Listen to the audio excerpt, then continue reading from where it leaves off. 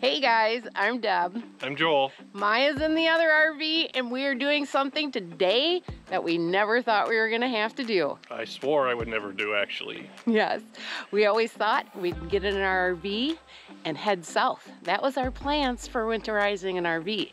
But now we have to winterize our new to us 1999 Mini Winnie. And today's the day because we're heading out in a couple days, so we got to get it ready for storage for the winter, which again, we hoped we'd never do, but here we go. All right, let's walk you through this.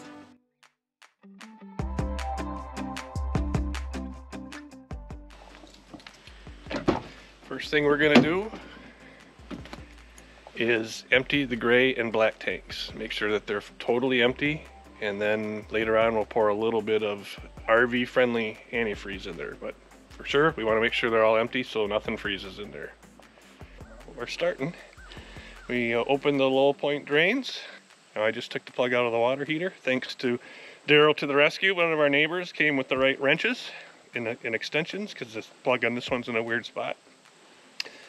So we're going to drain all the lines, freshwater tanks next, the gray and black tanks, and then we're going to blow the lines out. There's water pouring out from underneath our RV. But in this case, that's a good thing because I opened the hot and cold low point drains to drain them out for winterizing. So we're going to make sure that all the water's out of the lines so they don't freeze and bust the pipes over the winter. So very few times is a good thing to see water running out of your RV, but today's one of them.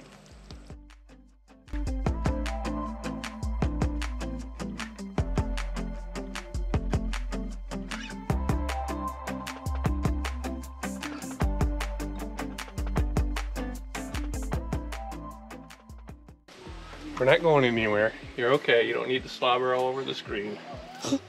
You got a supervisor. Yeah. With the new seal, I was just testing to make sure that no water was leaking. Using the gray tank first, so if it was some spillage, it would just be from the gray tank.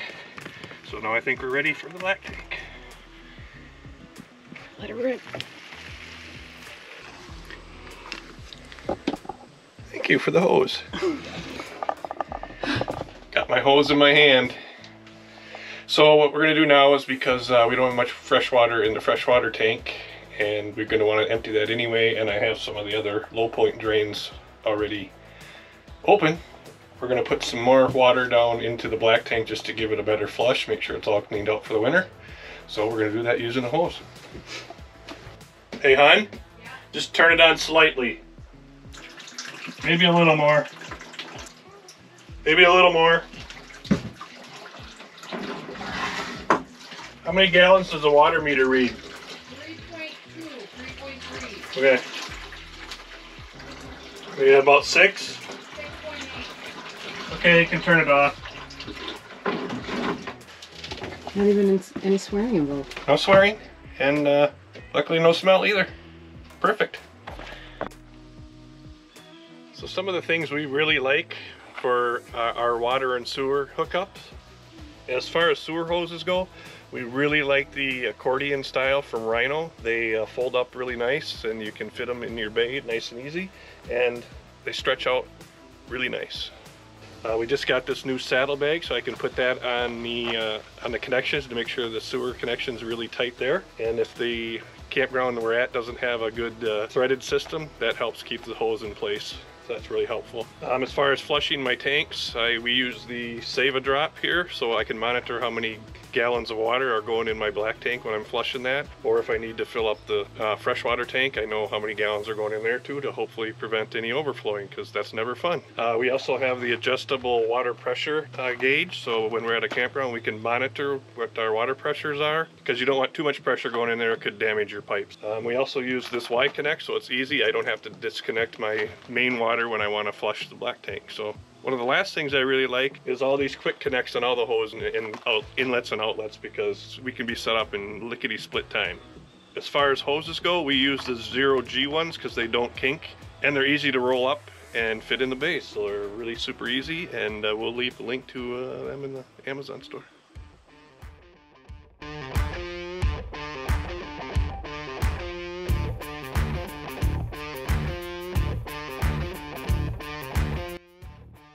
This is first time. Good thing I read the manual to find out where the freshwater tank drain was. It's under the bed.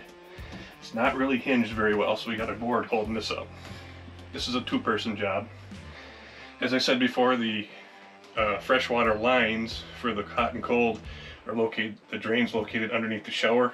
It's too small in there to show you that, so I'll show you this one.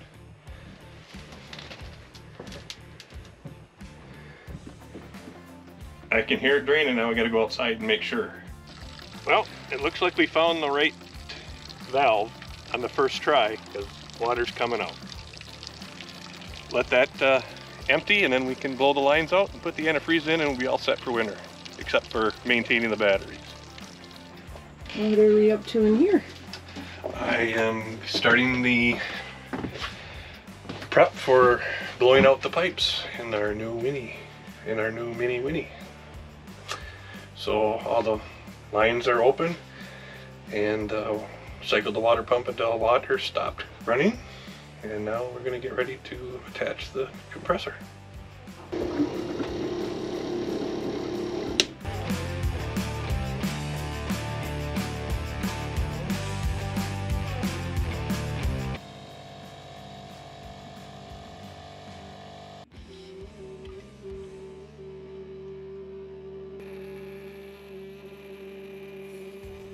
It's kind of uneventful. It was very uneventful. We were kind of sloped to the rear to where all the drains were anyway, the drain plugs, so I think most of the water was already out of the system. So we let it drain overnight and blew the lines out. Now it's time to add the RV antifreeze to the sink, toilet, and shower. So in our manual, we weren't supposed to go over 30 psi, otherwise it might damage your pipes, so make sure you read your manual of how high you can go when blowing out your pipes. So the one main thing you want to remember when you're adding antifreeze to your RV is it's not regular antifreeze. You got to use the RV and marine because the other stuff contains harmful chemicals that may cause serious illness or possibly death. So you want to make sure you use an RV safe antifreeze. Again, we're going to pour it into all the sinks, the toilet, and the shower to get it into the P-traps so those don't freeze if there is any water sitting them in there.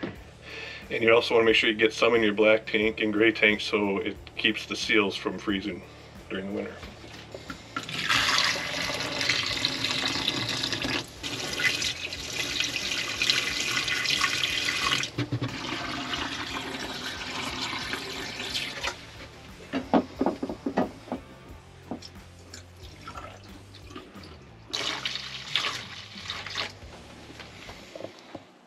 All set.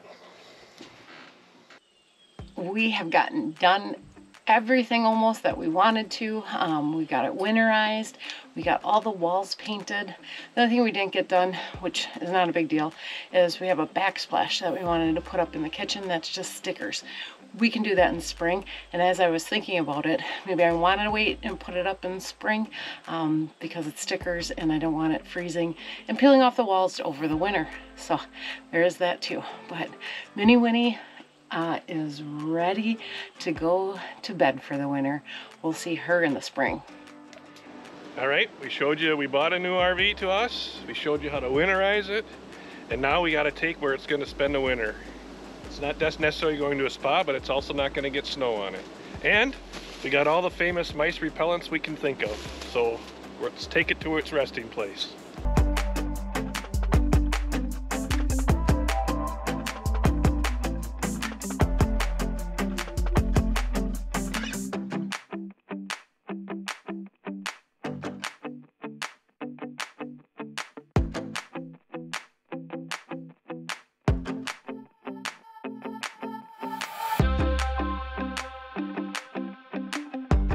Well, the Mini's all tucked away for the winter. Yeah, hopefully she has a nice winter. We'll see her in the spring. Well, I think this brings us to the end of our video too. Yeah, this is the end of our winterization of the Mini Winnie.